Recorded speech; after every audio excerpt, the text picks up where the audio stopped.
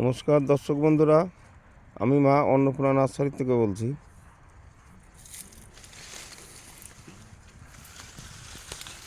আমার মাঠের গাছে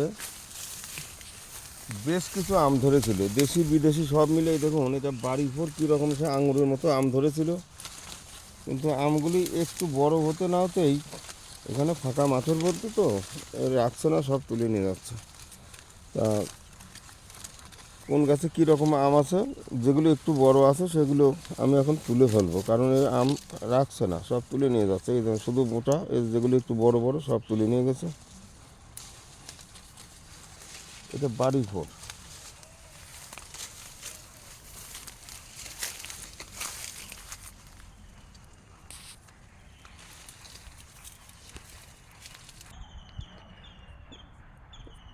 এটা কিউজাই।